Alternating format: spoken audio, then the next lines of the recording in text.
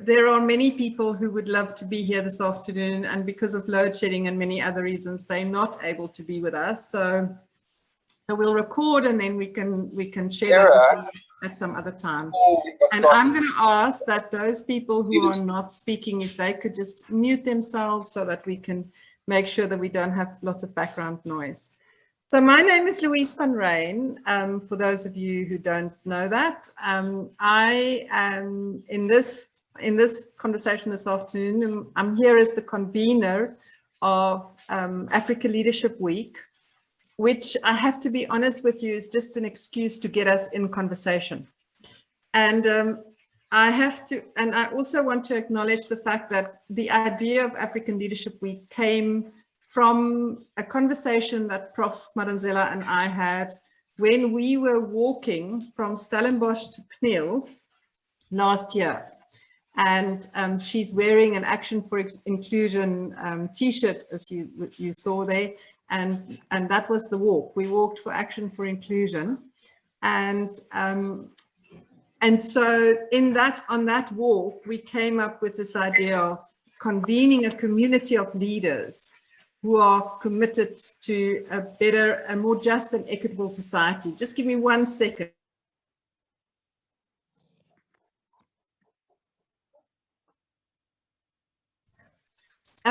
So Professor Madonsela and I thought we want to bring together leaders from across South Africa in a conversation about leadership and what it will take for us to create a better future for our country, a more just and equitable society.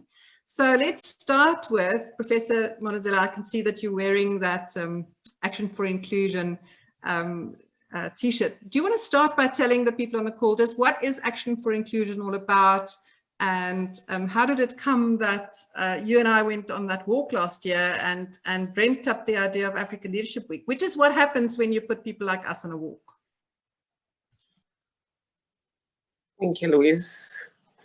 Firstly, just properly to greet you and thank you for this privilege. Well, firstly, walking, hiking, and climbing has become a serious alternative to golfing. In the past, we said that the old boys clubs concluded all of the real deals in the golf course or on the golf course. And the meeting in the boardroom would just be the formalities, but the real nuts and bolts would have been concluded. What I found with climbing, hiking, and walking, it's just the same, because as you're climbing for a good cause, you climb with different people at different stages. And this is what happened on that day.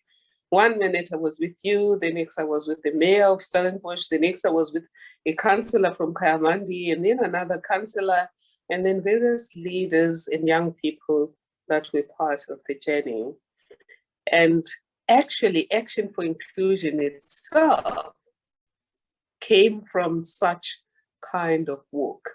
As we were going through the rainforest, the little rainforest in the Drakensberg here in South Africa, as part of the Trek Madela, Professor Sonia Human and I started talking about what if we did the same thing to end student debt? And that's how the idea was born. Of course, what was going to be done, when, and what would we call it, became a village outcome between the SRC at Stellenbosch University, to whom I take my proverbial hat off, and the social justice ambassadors at Stellenbosch University.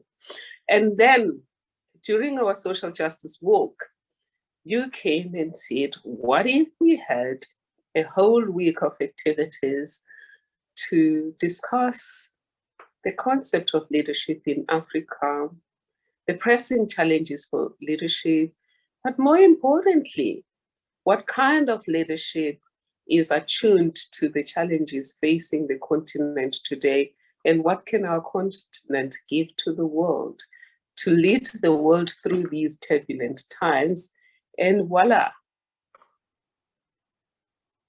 this week was born, and thank you to you. And again, I think the mayor of Stellenbosch today and many others somehow joined in the conversation as we walked together.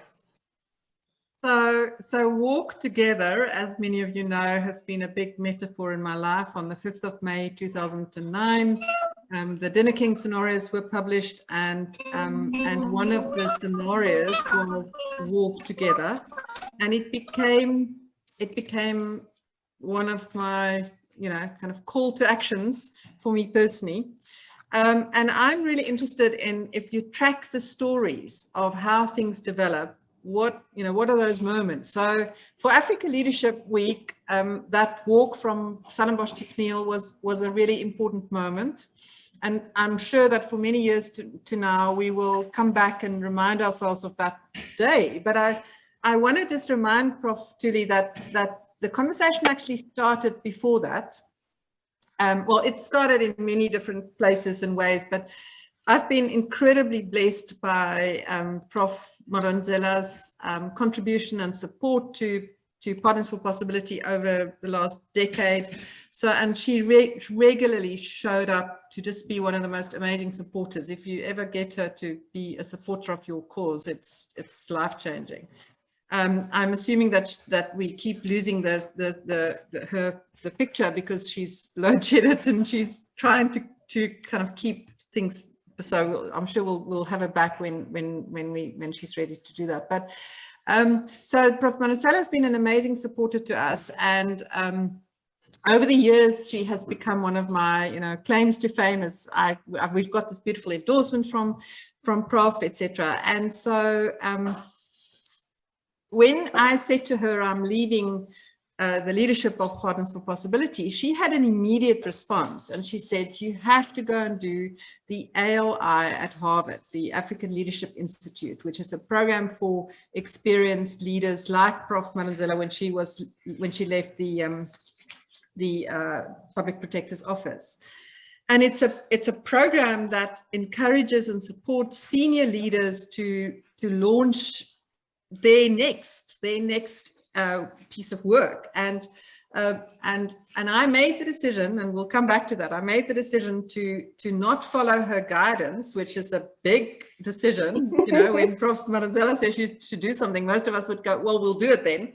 But I made the decision not to do that because my passion is Africa, and I want to figure out, how do we do this for Africa? How do we create an ALI in South Africa for African leaders?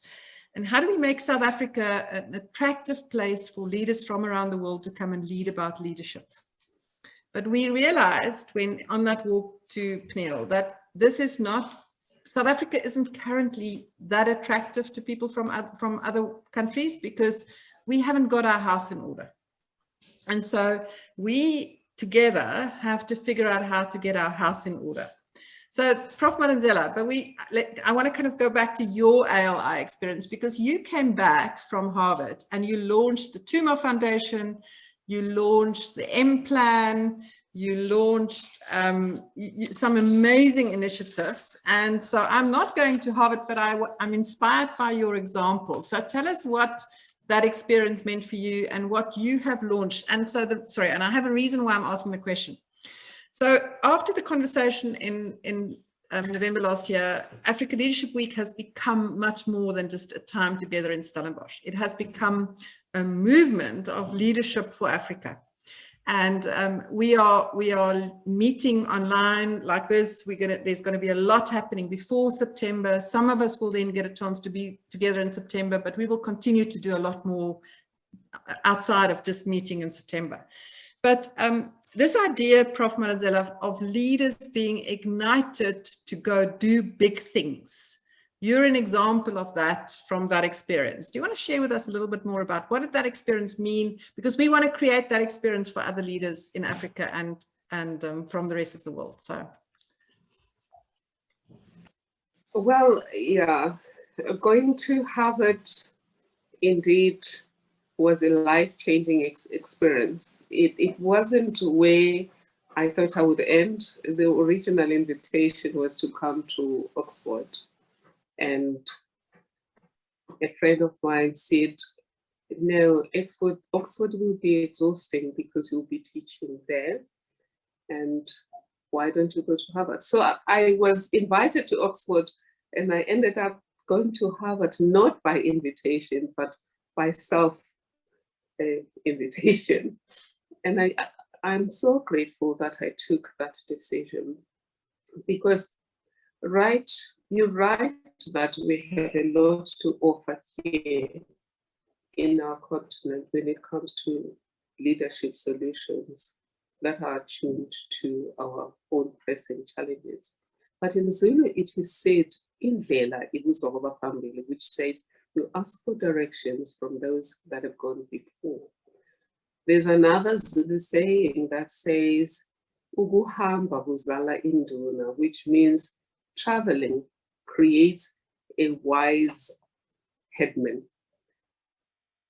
What happens, as Madiba said, is if you leave a place and come back, you start seeing exactly the same situation with new lenses. And that's what Harvard gave for me when it comes to leadership. It was to see the wealth of leadership in our continent with new eyes. And indeed, there's a lot of leadership in this continent, just starting from the days of Pixley, Kaisa, Sene, who in 1906 already had said that Africa was going to lead the regeneration of not only the continent, but the rehumanization of humanity. And Steve Biko followed by saying, the rest of the world has given us great things indeed that have been useful. For example, big machinery for fighting wars, which you see happening in the Ukraine now, and industry to make work easier, which of course sometimes means getting workers out of the workplace. But Africa was going to give humanity a human face. And that was based on, according to Pixley, the resurrection of Ubuntu, the African philosophy of life. And it's not reduced to I am because we are. My humanity is defined by yours. It's a whole philosophy of life, of what it is to be a fully actualized human being. A human being who's at peace with himself or herself or themselves, and a human being who is attuned to fellow humans and the environment. And a human being who's not just living for the now, a human being who thinks 7 generations when they think about using the environment, when they think about relating to others, when they think about leading anything that they lead. And I do think that the beauty of being South African, though, is not that we're just regenerating Ubuntu as it was then. We are, as a continent, we are, as the late Chief Justice Ismail Mahomed so beautifully endowed, in that the cosmic forces have brought to this continent people from the East, from the West, from the continent, and from various places in the world. So the diversity, the richness of culture, the richness of thought, the richness of experiences makes for an amazing cocktail of leadership that can be harnessed for greater good for this continent and for the rest of the world.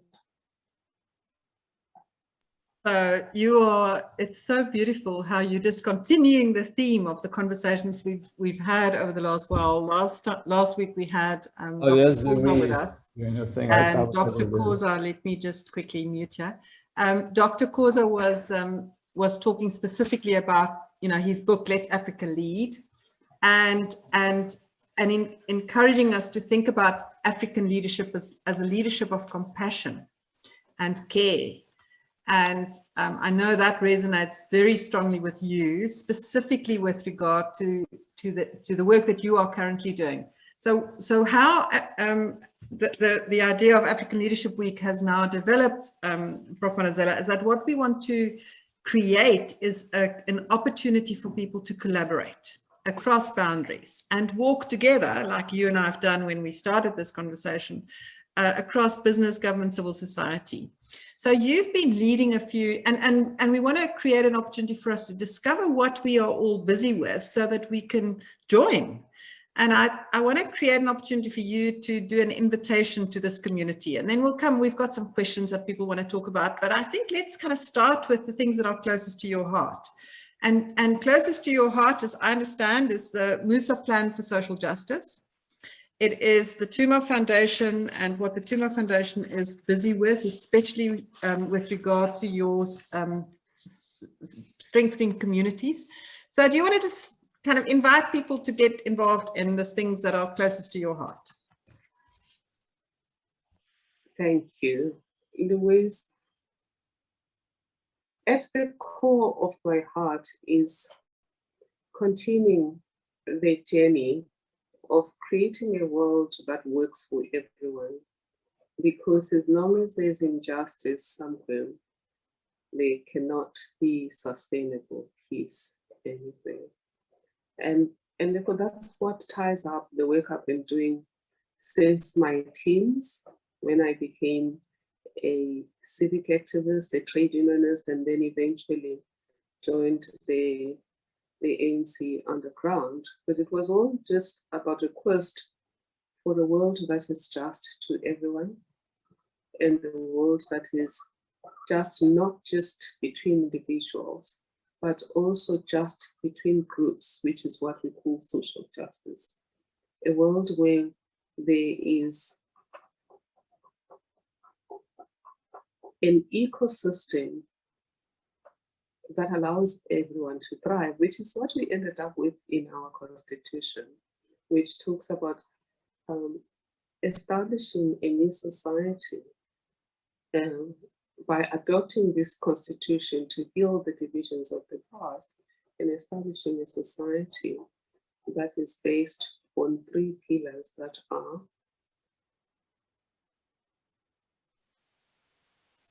democratic values, social justice, and fundamental human rights. And that society cannot come on its own. I hear people, for example, blaming the Constitution. Because I was one of those who conceptualized this Constitution long before it became real, I was lucky to be involved at a young age at Wits University in various conversations with judges, with legal experts, with trade unionists, with others to look at, cast your eye to the future and model a society you would like to live in. That's what we did. And then we said, let's put this into various drafts of the Constitution. And then eventually different parties came with the Constitution. But what people don't know is that constitutions are pieces of paper. So no constitution can create an ideal society. No constitution can transform power relations in society. No constitution can move a society from one version of itself to the ideal version of itself. It takes leadership. It takes people influencing themselves and inspiring themselves and others to think and act in ways that move things forward.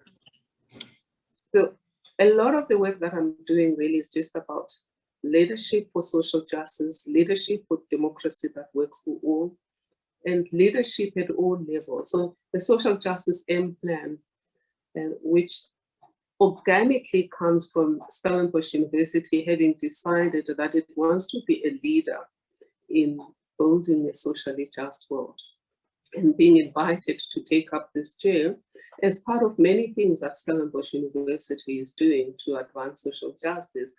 But one of our projects, or our Inca project, is a Musa Plan for Social Justice. It's like the Marshall Plan that America initiated at the end of the Second World War. It's just a leadership in action model about galvanizing a lot of resources and action to move things speedily. After the Second World War, there was a lot of devastation. And in South Africa, at the end of apartheid, and in the continent, at the end of colonialism, we needed a Marshall Plan of some sort that made sure that we left to the bottom and we integrate everyone at all levels. And also that we rewire our institutions and institutional processes that were geared for an extractive relationship to now gear them for a democracy and an economy that works for everyone. And that's what the social justice anthem. It was named by women of South Africa in 2017. Stellenbosch hired me, but allowed me to go on a sabbatical to Stellenbosch, to Harvard in 2017. So by 2017 already I was working with the understanding that I will be taking up this chair. And women said, let's not name it a Marshall Plan, because just historically, the Marshall Plan is the Marshall Plan. Okay, let's name it the Musa Plan. And it was because among us, when we introduced the concept of a Marshall Plan, there was a woman around my age by the name of Valisa Musa, who was arrested in June 16, 1976 at the age of 12, imprisoned in solitary confinement and tortured. And then eventually her education was derailed, which also derailed his social and economic opportunities. And the idea was using the pillars of the Constitution and the blueprint in the Constitution, we can make sure that no one ever again suffers the fate of Valisa Musa, because we would lead to make sure that all areas of society collaborate to lift society in such a way that there's equalized opportunities as the basis for healing the divisions of the past, but also preventing future divisions. So social justice is not just restitutive. It has a distributive element because it's always about making sure that societal burdens and privileges are equitably distributed. And of course, in our society, because of historical gender, disability, and racial injustice, there will be a restitutive element in addition to the distributive element of social justice. So that's the Musa Plan for social justice.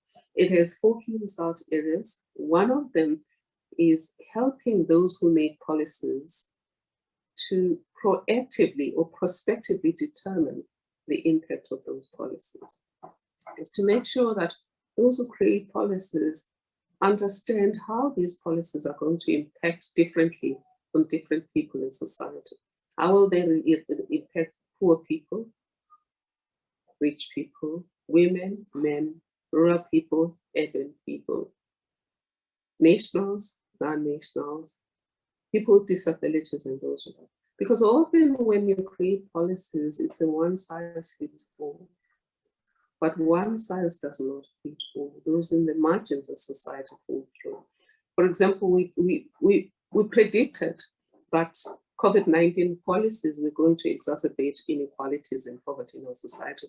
And we issued a policy brief in April 2020.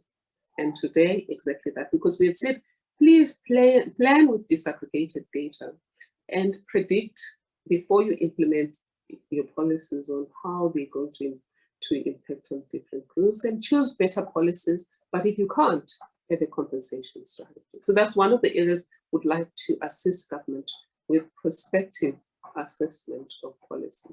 It's like scenario planning, but instead of scenario planning, this time you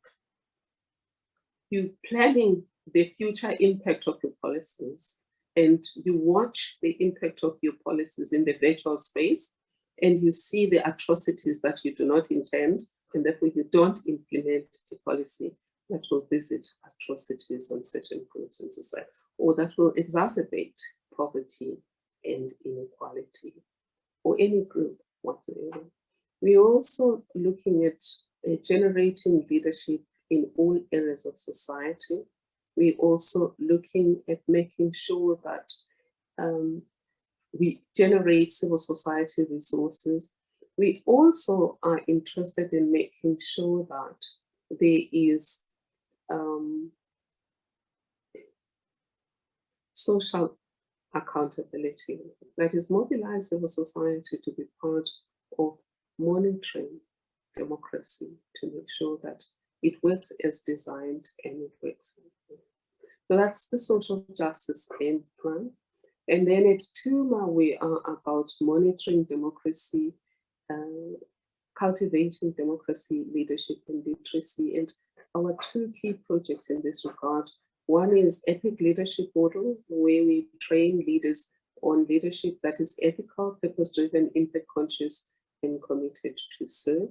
And the other premier project is an Enterprising Communities project, which is about galvanizing communities around the UN Sustainable Development Goals and the NDP to make sure that they all understand what these SDG mean, and then they model the future of their own communities around the SDGs, and then leverage whatever resources within their power to move forward in line with the SDGs. And hopefully this is going to accelerate ending poverty by 2030 and reducing structural inequality within the same period.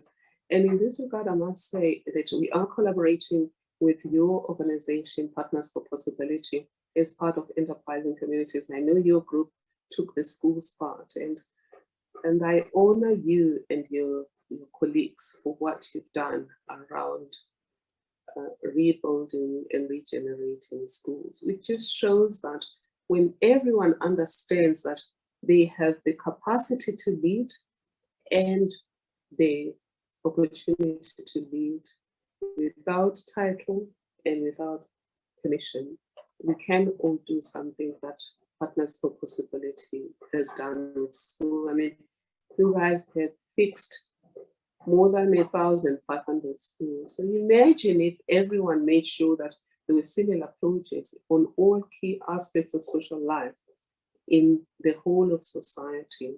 Imagine what would that mean for regenerating our communities, our countries, and the continent. Thank you so much. You are making a beautiful case for this idea of a community of leaders. So the one thing that we know is that together we can do so much more. And we don't need to dream up new projects. We just need to join those who have already started. I know there are some people on the call who want to desperately start their own. All I want to say is just make sure that you understand what are other people doing, and can you potentially, join hands with what they're doing, and because 1 + 1 can easily become 10 if we just work together rather than everybody on their own little path. So I want to encourage people, if they've got questions that they want to pose to Prof. Madonsela, to please do that. I have a few questions that people have already sent my way, and what's wonderful about this is that we are having just an honest, vulnerable conversation, so we're not expecting perfect answers from anybody. Well, Prof. Madonsela, your heart, we feel that we connect with your heart. And so we're much more interested in your heart than anything else. And so when we hear your heart being expressed, then we all feel energized by that.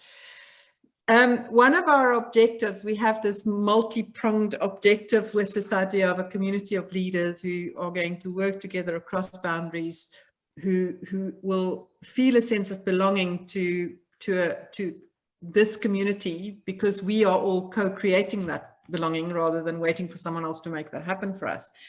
But one of our objectives is to see whether we can support, encourage, inspire each other to be a bit more courageous. Now, it's so interesting that every single person that I speak to, when I talk about courageous leadership, you are our icon. You are the person that we look to.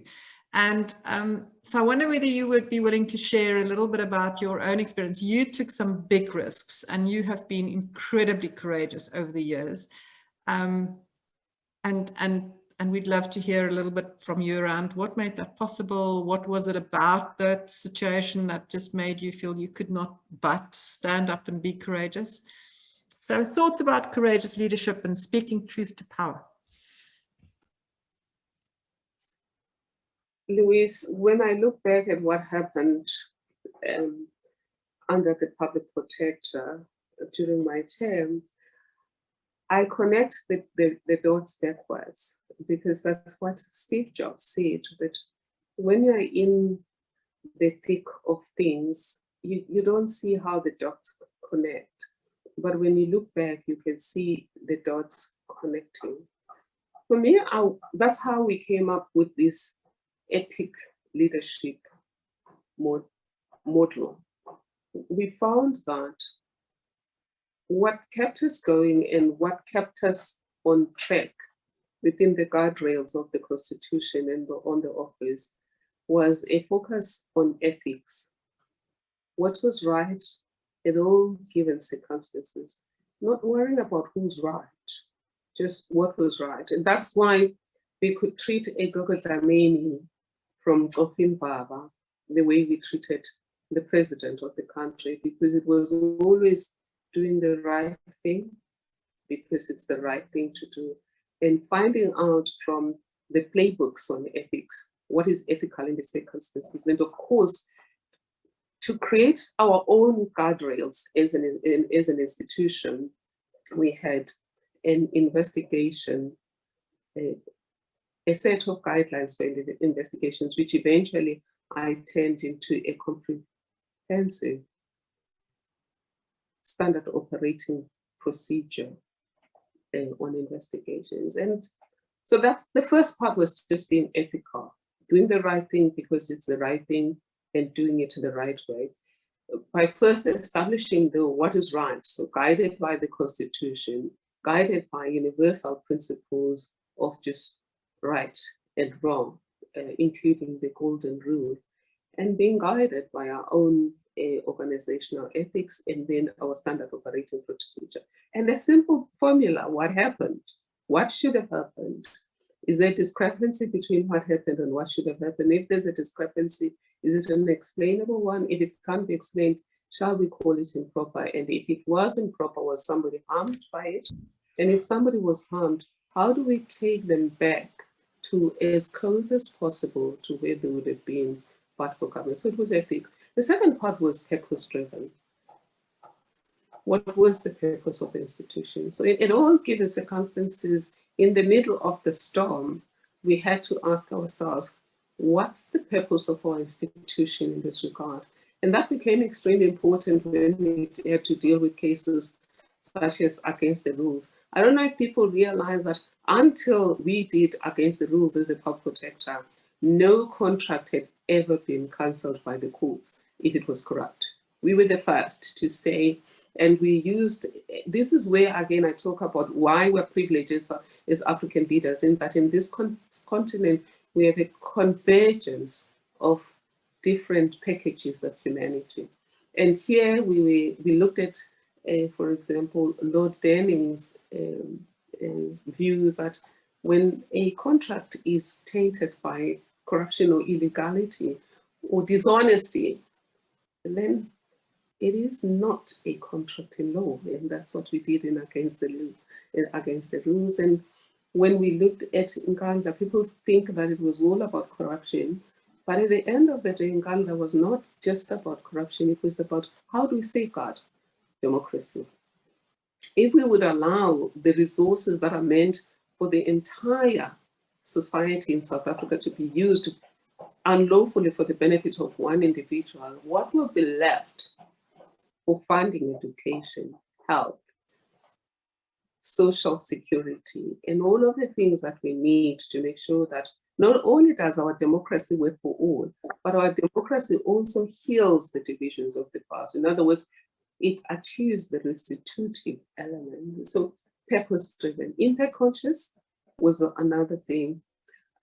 For example, I had a situation once when towards the end of my term, I was attacked. That was when I had now started investigating state capture and after Nkandla, and a lot of people didn't like me. And one investigation by the Hawks, instead of investigating crime, they started interfering with my office and interfering with matters that were being dealt with by the judiciary. And I was being investigated for perjury. Perjury is when you lie to court. And they were not suggesting I lied in court. They were suggesting that I said to court in Cape Town, the powers of the public protector are binding. And in Pretoria, I said the powers of the public protector are not binding. So that's a matter of interpreting the law. It has nothing to do with perjury. But they proceeded, and I dealt with it on my own, but my team said, no, let's do this. Let's get lawyers involved. And I remember during one of the conversations with the lawyers, one young lawyer said, okay, it's easy.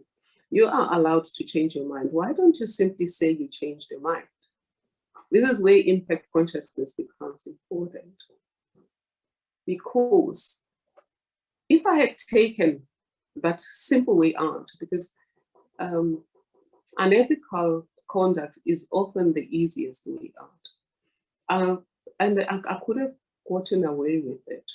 And what I would have avoided is telling the truth that sometimes I'm not as competent as I would like people to believe I am, because the truth is, chances are I never read the Pretoria papers, and we tried to reconstruct what happened, and we concluded that I signed those papers on the way to an overseas trip. And I presumed that everyone knew what our stance was on the powers of the public protector, which had been my stance from day one when I walked into that office. And then it turned out that no, they had argued the direct opposite of what we had been arguing for 6.5 years. So if I had taken that short route or that low road, it would have seemed to give me a reprieve, but it would not give me a reprieve because internally I would have known that I have lied. To the people in the room, they would know that, okay, when she's in a little corner, she lies. My staff, more than anything else, would have also known that I lied. But the unconscious impact of that would have been that I was mandating my team to lie when under pressure. So then creating a systemic impact of people who hide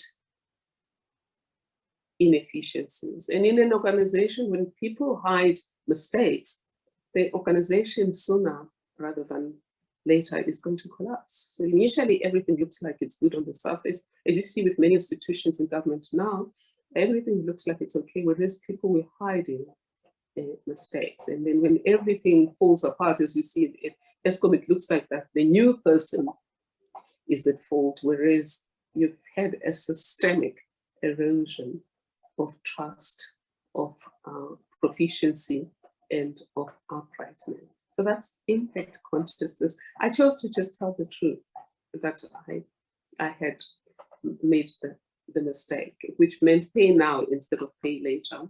The third one is a commitment to serve. And I also had to think, in the very same case, I had to think about how do I serve the institution? One of them, the short-termism approach or a transactional approach would be the institution would be served better by everyone, by the institution pretending to be good rather than being good. Like say, we never make mistakes. And that's one mistake leaders make also, is where you choose to look good instead of being good. In other words, then you hide your mistakes because you want to be seen to be perpetually virtuous. And I think it helps in organizations to admit mistakes so that those mistakes can be corrected. Of course, it's painful when you admit mistakes because people hold you on a pedestal, and when they discover that you're not all that.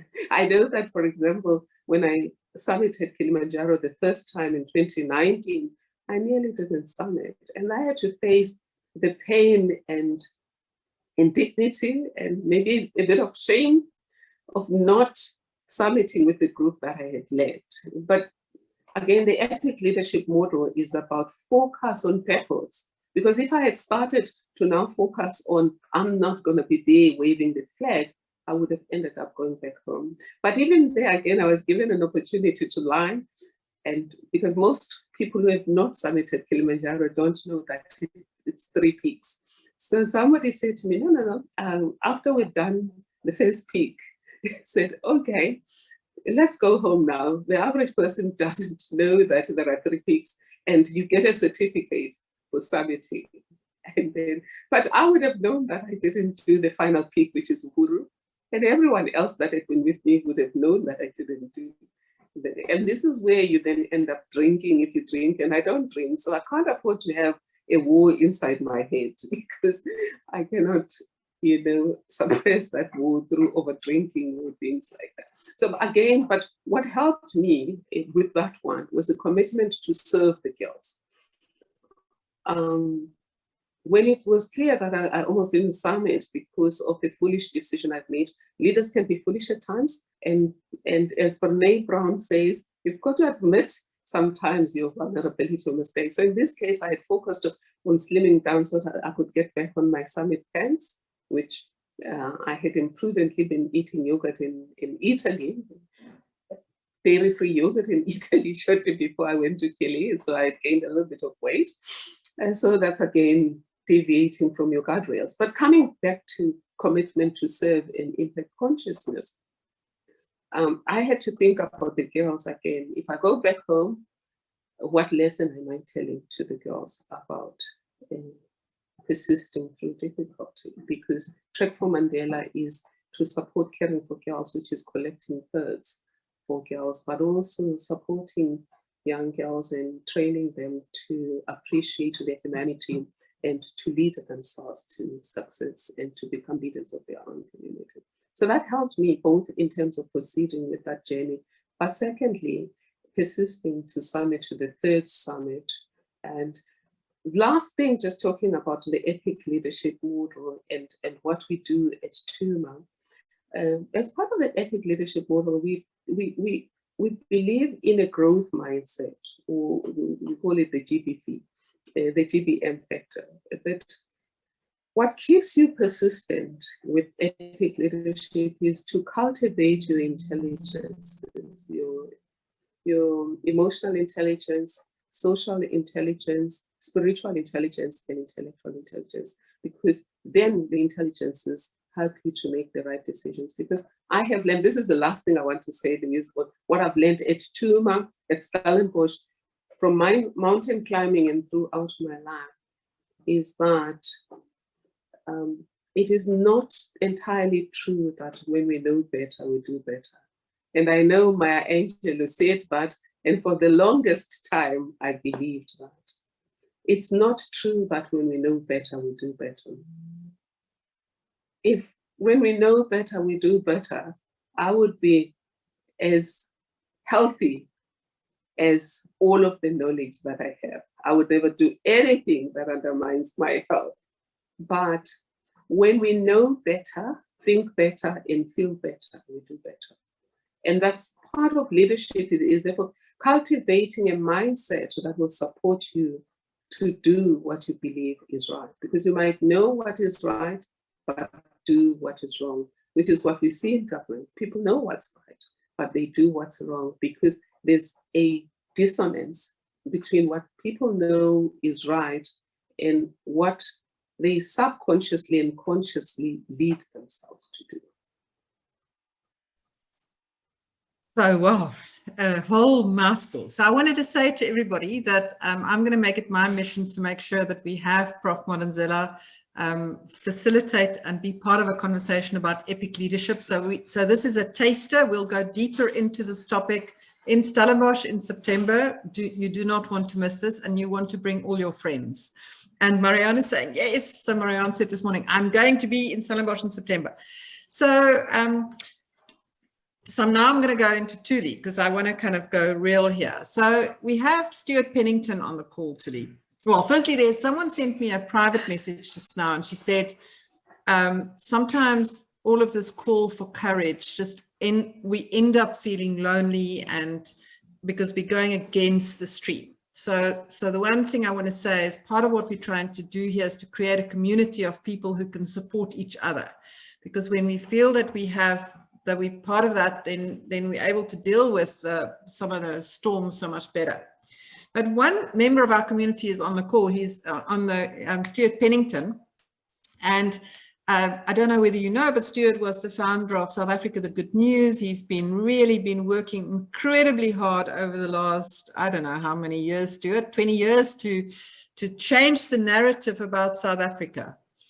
But Stuart, like the rest of us, are getting quite tired about what we see, this disconnect between what we espouse and how we want things to be, and African leadership as a leadership of compassion and Ubuntu. And then what we see happen, and, you know, all through COVID, we've been watching all of the corruption. We saw, thank goodness, Sandile Gumede has now stepped aside, but we saw someone with, I mean, hundreds of corruption issues be elected as a leader again in the party. So help us make sense and help us to figure out how to respond to this disconnect.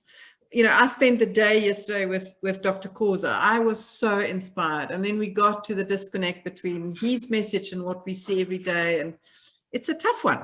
So if you had to give us any guidance or advice around how to deal with that disconnect. And Stuart, if you want to unmute yourself at the end of this and make a comment, you're very welcome.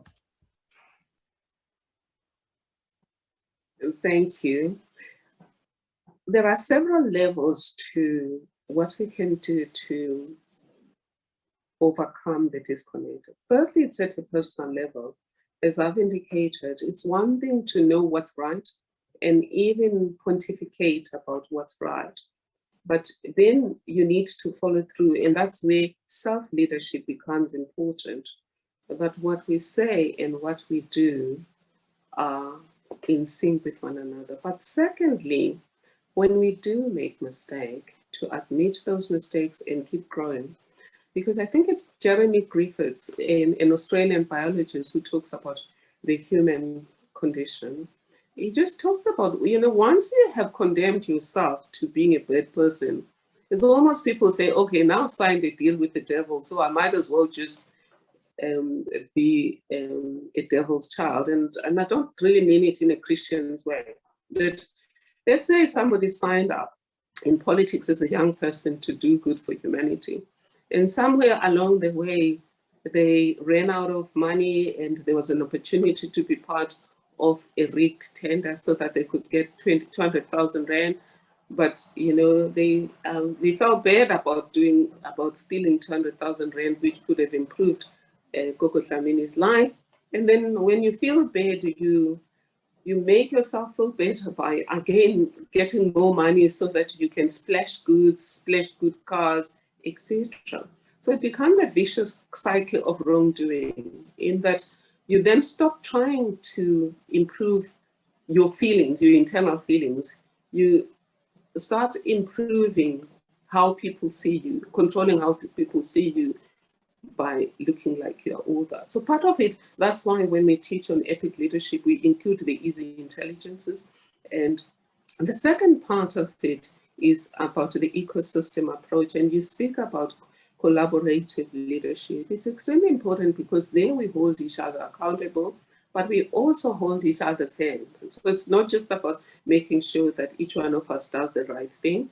It's also when one of us is struggling and needs encouragement and they need an upliftment, we lift them. And also collectively keep showing each other what is the right way, because no man is an island, they say. And one of the things I've learned from climbing mountains is that it takes a village to do the momentous things that are attributed to individuals. And I think one writer has even said that the future belongs to leaders who invest in ecosystem advantage and collaboration. So part of going forward to make sure that we do what we say we're going to do, that we consistently acting in accordance with the values we espouse, is to have a community like this, where we constantly talk about what is the right thing. And also, how do we resolve ethical dilemmas? One of the example I gave you about impact consciousness has also an ethical dilemma in it, in that I knew at the time, because we were investigating state capture, that if I just let slip that actually we often get things wrong. Imagine how Brian Malifa would have felt about, they got it wrong with my case too. If they got this one wrong, they must have gotten other things wrong. So you have an ethical dilemma there. Do I tell the truth and be damned? Or do I also hide the truth and be damned? It's an ethical dilemma, and you've got to resolve it in a manner that you believe is sustainable. And for me, the sustainable way to resolve ethical dilemmas is pay now, because if you pay later, it's going to be more expensive. So I think we are all hearing the call for us, and it starts with each of us and what we do and how we show up and how we consider and take into account the impact of the decisions we make. The challenge, Thuli, is that many of us are working our butts off to try and see change happen, and then we're watching the corruption in front of our eyes, and as you said, you know, the resources that should have gone to the Gogo is now going to buy expensive cars. So and it does feel, you feel a bit helpless sometimes, and then you feel a bit disillusioned. Now, I mean, is there guidance and advice, or do we just need to grit our teeth and keep hoping that somewhere someone's going to make a decision that's going to lead to some of the corruption stopping? No. Part of our understanding of leadership is, let's understand that it will take the entire ecosystem to make things work. And therefore, there isn't anybody who's coming to save us. We are the saviors we've been looking for.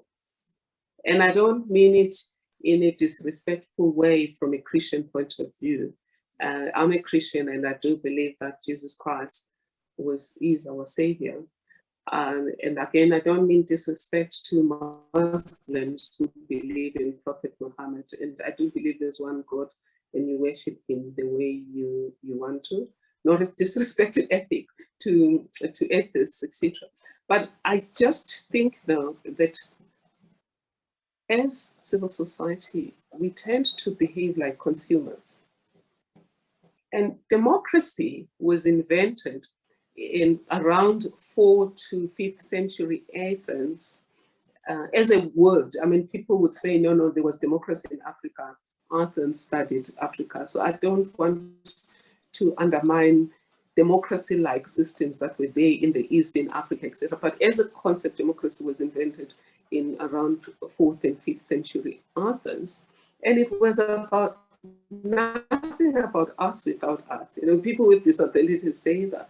So in a democracy, in an ideal democracy, we all govern, which was the original concept.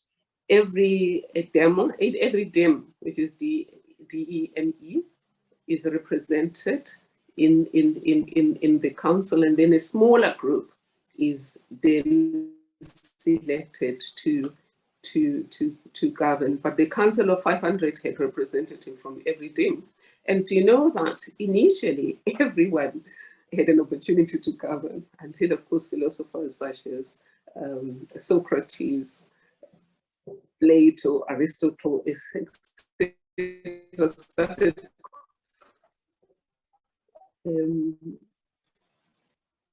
raising concerns about. So ultimately, but it's still, democracy is about me, you, and everyone else taking responsibility. For example, it was never the case, it was never the original idea of democracy that those who govern have all the answers to everything. And that's where I don't like the fact that government, for example, has chosen executive rule when it comes to handling the issue of COVID-19, because there's massive knowledge in civil society. And if you harvest it, you come on top. Those in government are there to coordinate, to integrate, and pull the best. But at all given stages, we should all be involved. So when it comes to corruption, civil society should come up with solutions. I know, for example, that civil society at this stage is trying to persuade the UN to move beyond just having the UN Convention on Corruption, to also have an international court on corruption. So whether we're going to have that or not, but that's at international level. At a country level, the Zonda Commission has recommended that we have a structure that tackles corruption. But until then, me and you are responsible for social accountability. We have the power to demand that from every municipality, from every level of government, to know right at the beginning, what tenders are you planning to issue this year? What are your processes? We have a responsibility to say our constitution seeks to establish an open democracy where there's transparency and accountability. Why are tenders in this country still done in the dark? Why don't we have open tender systems where everyone can see who tendered openly, and where everyone can see what everyone who tendered put on the table? And not before the tender box is open, but once it's open, we want to know, because then we get to know who won and why did they win. The same thing about police stations. Why can't we get to know how many cases we received on each day instead of hearing the crime report only once a year? Because if the police had a responsibility to report online all cases that were reported, we would not have cases disappearing. We would not have dockets disappearing, because everything will be online already. And blockchain technologies offer massive opportunities to make sure that information is stored appropriately, is shared, and there's no opportunity for corrupting it. But civil society has an opportunity to step in. That's part of the reason we're saying in M-Plan, we want to cultivate leadership at all levels and a partnership for possibilities, like a partnership for a better South Africa and a more inclusive South Africa. Fantastic. Thanks, Thuli. I think this is a big call to action for all of us. I want to now open the microphone, and I'll keep an eye on who opens their microphone and wants to say something. And I'm sure we're all enjoying the conversation. I'm enjoying the conversation enormously, but I would love to hear from a few other people. So either in the chat or just unmute yourself and then you can ask a question. Stuart, I don't know whether you want to respond to what Prof. Thuli said. And anybody else want to say something or ask a question? Otherwise, I've got a long list of questions that I can go to, but I want to make sure that that you guys have the opportunity to speak.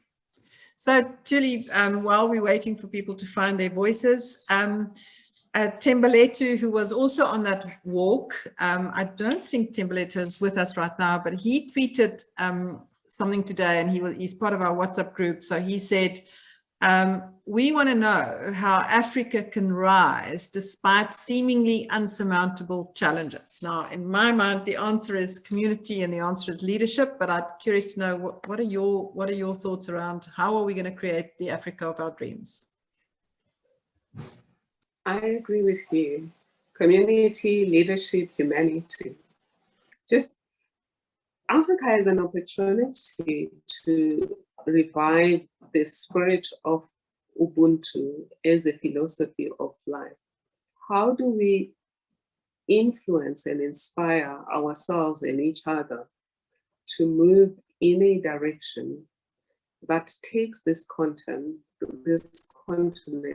greater heights in terms of our shared humanity, shared resources, inclusive economic development, and protecting the environment? I honestly think we have it within us.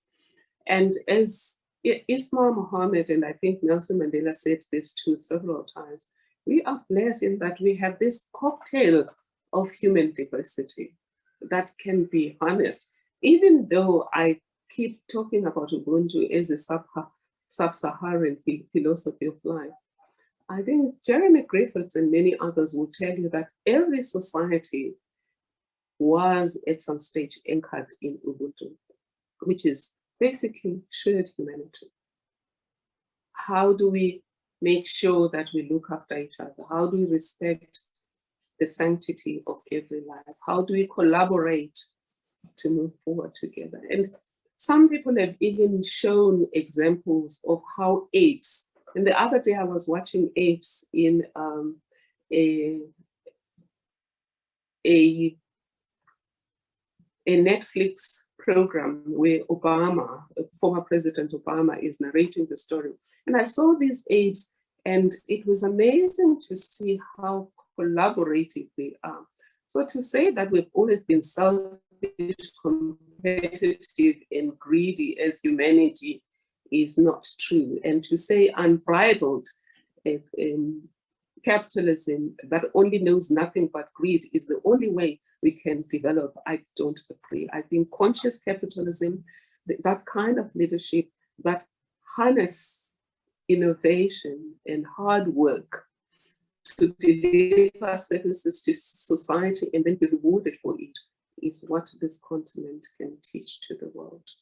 And because in any event, what's the point of having every possible penny in this world, but being unable to enjoy it because you have to build the highest walls in the world? Maybe just that money that we build walls with could be the money we build bridges with. So Dr. Khoza and I am committed to see how we can keep creating these linkages.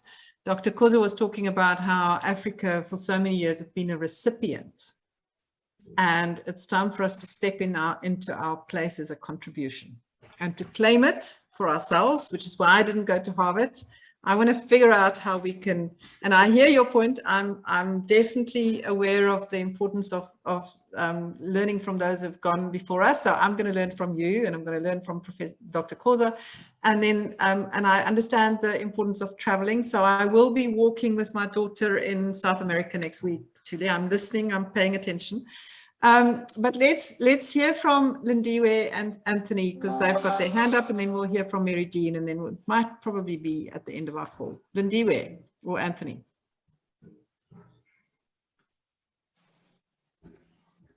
We can see you. Well, the Anthony here. Thanks, Louise, and thanks, Prof.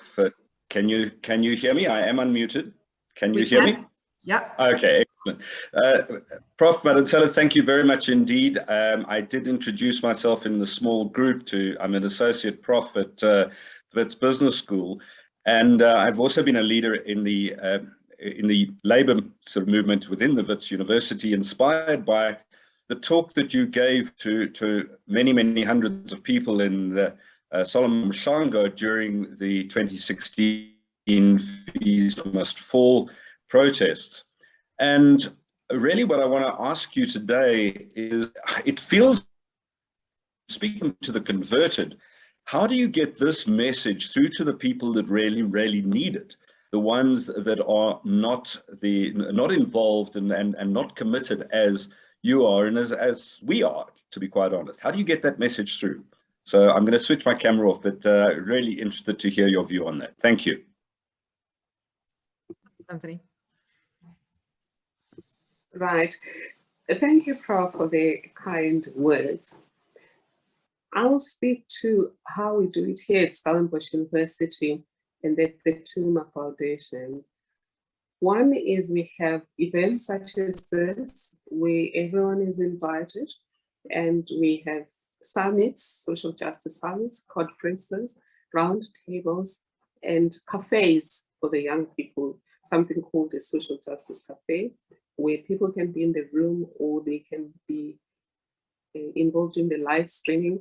And then also you then make the video available out there for anybody who wants to read you. At Tuma Foundation, we do that. Instead of having social justice cafes, we have a democracy dialogue now and then. They call it, the young people call them demologues, and a democracy festival once a year where these matters are discussed. We do radio shows when we have an opportunity, and every time a stakeholder invites me for an opportunity to present a speech, or a lecture, I take that because that's an opportunity to do two things, to inform them of what we think at Stellenbosch University, at the Social Justice Chair, and just Stellenbosch University in general, around creating a world that works for everyone, and how beautiful that would be for us all, and how successful would be as a society if we invested in everyone and we collaborated. And again, you see it in the 8 kingdoms, that collaboration creates magic, and collaboration generates better ideas, but also leaving no one behind reduces conflict within the group. So that's what we do. And I also write columns for newspapers.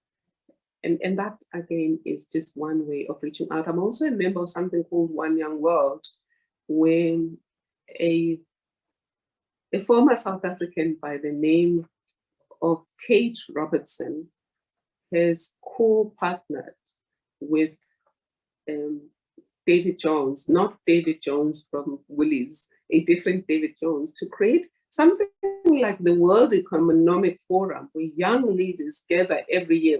You know, when you go to One Young World, you really start thinking that things are going to change tomorrow, that this world is definitely going to be a better place. Which makes sense, though, that in the media, we tell a lot of the bad news, and that's natural. Why humanity is still alive is because our ancestors always warned each other about danger. That's why bad news, in Zulu we say, indlala kaihambi, inala kaihambi kuhamba inala, meaning poverty doesn't move, poverty moves, not prosperity, because we always are led for danger. But what we forget, though, is that we also need doses of hope. So as we talk about building a better Africa, better societies within the continent, it's important to also tell good stories. When we go to villages, when we go to high schools, I also speak at high schools, we shouldn't only talk about state capture, corruption, and all the horrors that are happening to our societies. We should also speak about stories of courage, stories of change, starting from the Pixley Kasene story, Charlotte Maxwege, Olive Schreiner, Helen Suzman, and all of those who made a difference regardless of the challenges. So I want to kind of follow up on Prof. Thuli's point, because Anthony, this is exactly what we're trying to do with African Leadership Week, is to invite initially dozens and then hundreds of people and then thousands of people and then millions of people to each step up and become a source of light in their community. And I do think women have a really important role to play, which is why I'm delighted that Lindy Ware is sitting there with you. And our job is to make sure that we call people on what they're doing, and we make very clear that the future that we have in mind is different from what we're seeing today, every day. I know that's going to be hard, and that's why we need a community of people who are going to be supporting each other. I'm very conscious of the fact that MJ has been sitting with a question all day and that we only have 8 minutes left. So MJ, can you ask that question about whistleblowers and Athol and Cynthia very quickly, because then I am going to ask, we're going to end this call with 2 or 3 people just expressing appreciation. So if you have been blown away by the call today, please make sure that you put your hand up. We do want 3 people to express appreciation for Prof. Thuli, but MJ, you've got a very quick opportunity to ask your question about whistleblowers. Right, thank you. Thank you very much, Prof. Thuli. My question is that there are people like Cynthia Stimple and Athol Williams, and they are in an emotional and physical wilderness. And so my question is, what can be done apart from on an individual basis to support them, because they are actually in physical danger and they know that? And what can we do? And thank you very much. I really appreciate today. Jabalela. Thank you, dear colleague, and thank you for raising the issue of whistleblowers. We need to play our part, firstly, in finding ways of changing the wiring we have about whistleblowers. In English, whistleblower is a good word, but still, it's still stuck in the attitude of snitches get stitches. And in African languages here in South Africa, there's no celebratory term for whistleblowers. The terms, I even saw a pamphlet from the Department of Justice that called a whistleblower Impimpi. I was shocked because Impimpi are the people who got killed under apartheid because they were the snitches that snitched on their community to the apartheid government. And so we need firstly to just destigmatize whistleblowing and really make it celebratory. The second thing is with industry, maybe we need to have a sticker, like, fair trade sticker. Somebody needs to create a sticker, a symbol that says we celebrate whistleblowers, because we saw everyone, we said we celebrate whistleblowers. But I have a whistleblower from KZN, Fikile Tlatswaya-Ruja, who blew the whistle, not only blew the whistle, but refused to pay for improper procurement at the treasury in KZN. As public protector, we took her back, and they said they would allow her back, but they didn't. In the end, they gave her a demoted job and they made her life miserable. And so, but she's one of the better stories that at least she was able to come to the public protector and she was even able to go back to a job or temporarily. And today she's jobless. So people lose their marriages, lose their families, lose their sense of being because of whistleblowing. So we need companies to whitelist themselves as companies that are friendly to whistleblowers and say we do employ whistleblowers, because at this stage they don't. And Musilo was lucky in that eventually there was two companies that came to a rescue. One paid for her bond, because if you don't get an income for a long time, eventually there'll be foreclosure on your house or on your mortgage. And then another gave her a job. But we just need better than that. And that didn't happen to Sipho Maseko. That hasn't happened to many other whistleblowers. So that's what I suggest, is that they have now formed a whistleblower organization. We need to support it, and hopefully we can also come up with pamphlets and stories of these whistleblowers. We talk about Cynthia, we need to talk about Arthur Williams, so that people know these faces, that they are the silent heroes walking among us who stood up and stepped up and gave it their best shot. And it's our turn then to recognize and support them. And in Prague, there was a business person who put his own money towards a whistleblower protection fund.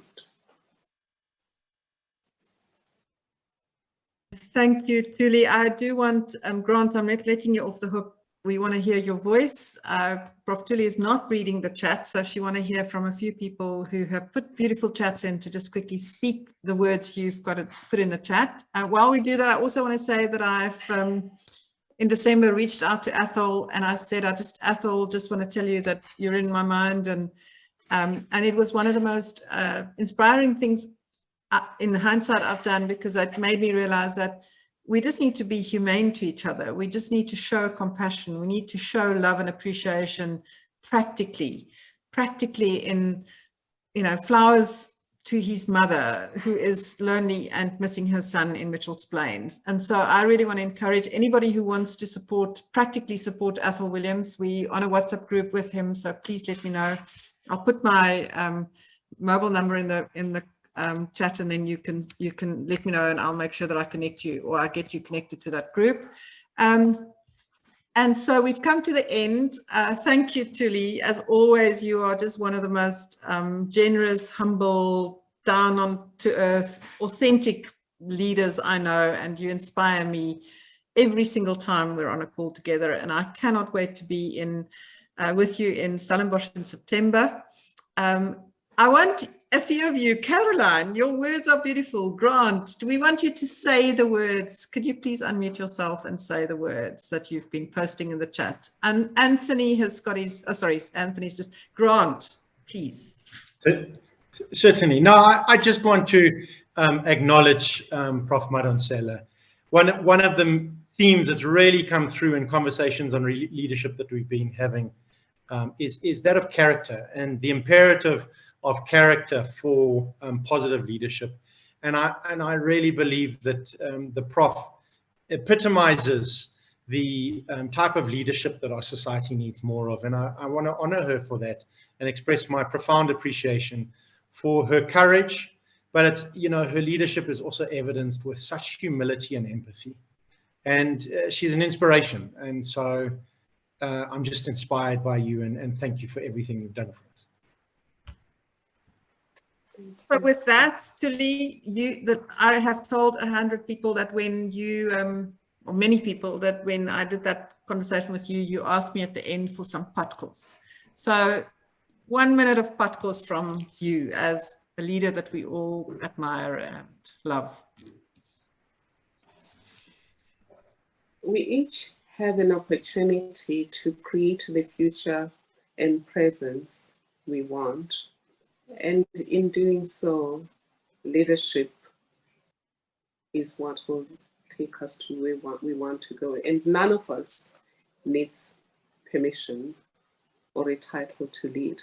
But also none of us can achieve anything all by ourselves, because it takes a village, it takes a community, it takes an ecosystem to achieve the momentous things we see in history. Thank you, and looking forward to that. Thank you, Thuli. So that point that we each have the opportunity to go out and create the world that we are committed to, that starts today. Next conversation, next moment, even if our hearts are broken. So with that, thank you very much. Thank you, Thuli. Thank you, everybody, for showing up. Thank you for your commitment to be the leaders that Africa needs to create a flourishing continent. And we look forward to remaining in touch and seeing you in Stellenbosch in September. Thank you so much. Thank you, Thuli. You were amazing as always. Thank you, Louise. I'm sorry for the No problem.